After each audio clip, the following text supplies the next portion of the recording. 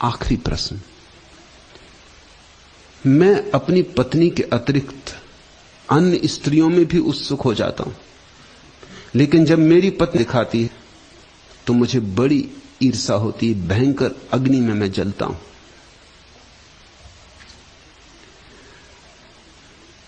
पुरुषों ने सदा से अपने लिए सुविधाएं बना रखी थी, स्त्रियों को अवरुद्ध कर रखा था।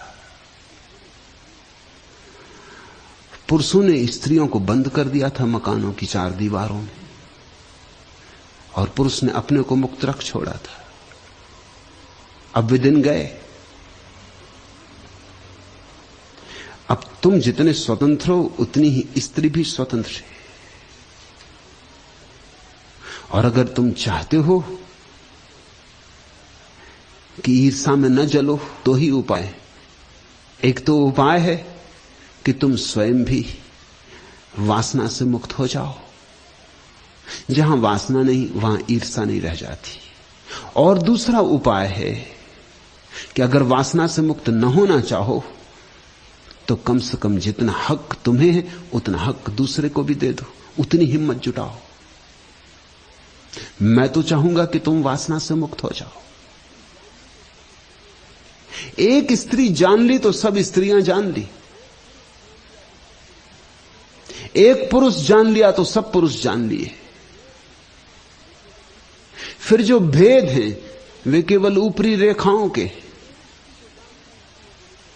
और जो एक स्त्री को जान के स्त्रियों को नहीं जान पाया, समझ लेना कि मूर्छित होकर जी रहा है। वो अनंत स्त्रियों को जान के भी नहीं जान पाएगा, वो जान ही नहीं पाएगा, क्योंकि जानना होता है बोध से। वो मूर्छित है, वो भागता रहेगा एक को छोड़ के दूसरे के पीछे, और निश्चित ही तुम जलोगे, क्योंकि पुरुष के अहंकार को चोट लगेगी। इसको तो तुम समझते हो बिल्कुल ठीक है कि तुम किसी दूसरे की स्त्री में उत्सुक हो जाओ तो कोई अड़चन नहीं। हम कहते हैं पुरुष आखिर पुरुष है। पुरुषों ने ही गढ़ ली होगी ये कहावत कि पुरुष आखिर पुरुष है।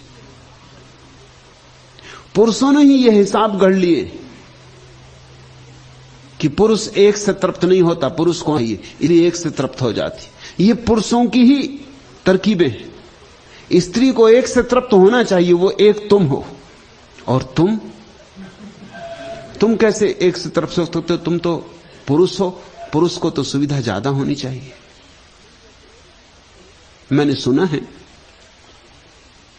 मुल्ला नसरुद्दीन के पड़ोस में श्रीमान मल्होत्रा नए नए आके पड़ोसी हुए। उनकी पत्नी बहुत सुंदर है। मुल्ला ने अपनी पत्नी को चिढ़ाने के लिए एक दिन सुबह उठते से कहा कि सुनो,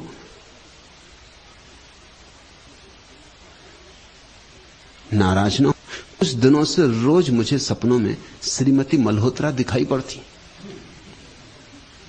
पत्नी बोली, अकेली ही दिखाई देती है ना? मुल्ला ने कहा, पर तुम्हें कैसे पता चला? पत्नी ने कहा, क्योंकि श्रीमान मल्होत्रा मेरे सपनों में आते।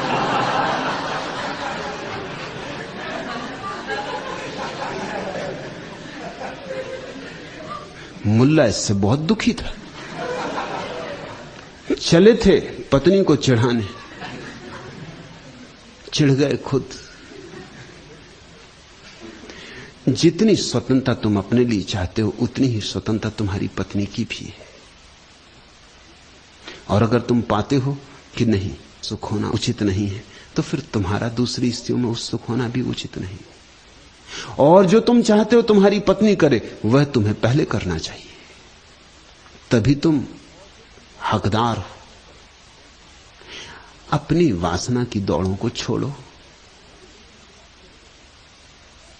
और मैं तुमसे ये बात कह देता हूं कि स्त्रियां निश्चिंत ही इतनी ज्यादा वासनाग्रस्त नहीं होती जितने पुरुष होते। स्त्रियों के पास एक तरह का समर्पण भाव होता है, और स्त्रियों के पास एक तरह की निष्ठा और आस्था और श्रद्धा होती। पुरुष का प्रेम भी छिछला होता है, गहरा नहीं होता, ऊपर ऊपर होता है। पुरुष की जिंदगी में प्रेम ही सब कुछ नहीं होता, और भी बहुत चीजें होती, स्त्री के जीवन में बस सब कुछ प्रेम ही होता, और सब चीजें प्रेम के ही भीतर समाविष्ट होती। पुरुष के जीवन में और कई काम हैं जिनमें प्रेम भी एक काम है। स्त्री के जीवन में और कोई काम ही नहीं है, सारे काम ही प्रेम में ही समाविष्ट है।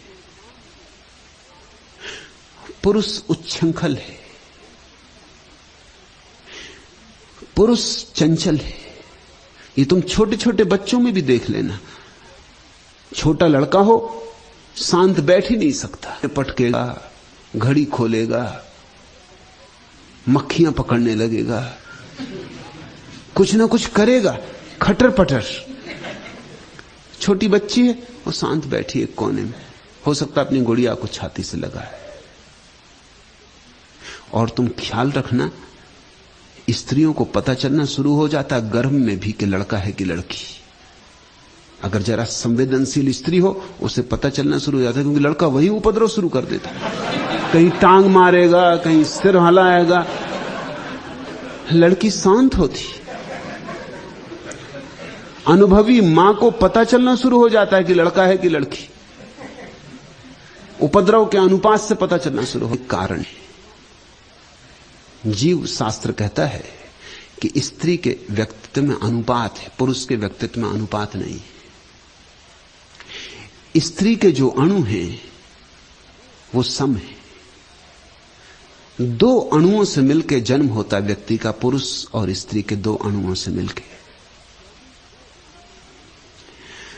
24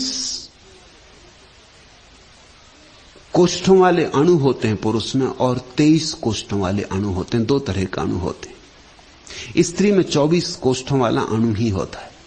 जब पुरुष का 24 कोष्ठों वाला अणु स्त्री के 24 कोष्ठों वाले अणु से मिलता है तो लड़की का जन्म होता है।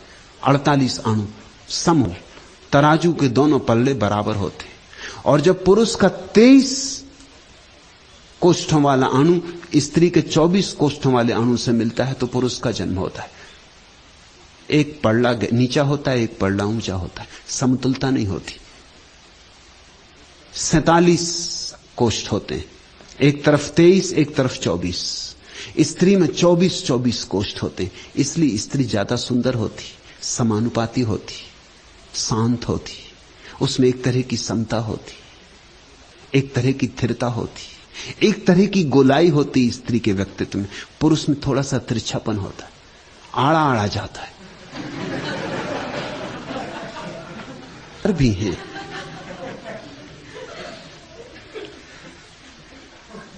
डब्बू जी और उनकी पत्नी तीर्थ यात्रा को गए। डब्बू जी किताबों के बड़े प्रेमी, 24 घंटे किताबें बगल में दबाए रहते। मंदिर में भी गए, विश्वनाथ के मंदिर में गए होंगे काशी में। डब्बू जी अपनी किताब ही पढ़ा रहे, मंदिर में भी खड़े हो गए। पत्नी प्रार्थना कर रही है, अब उसका दुख तुम समझो। उसने जोर से कहा, हे विश्वनाथ के देवता, इतना भर करना, अगले जन्म में मर के मैं स्त्री ना हूं, किताब हूं, ताकि कम से कम डब्बू जी के साथ 24 घड़ी तो रह सकूं। डब्बू जी ने सुना, झुक गए घुटबल, हाथ जोड़ के कहा कि हे प्रभु, अगर इसकी प्रार्थना मान ही लो तो इसे तुम टेलीफोन की डायरेक्टरी बनाना, ताकि हर साल बदल सकूं।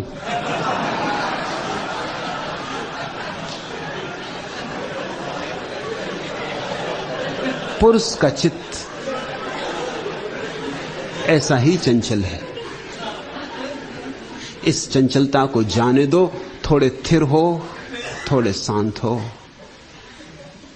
थोड़े जीवन में समझदार हो।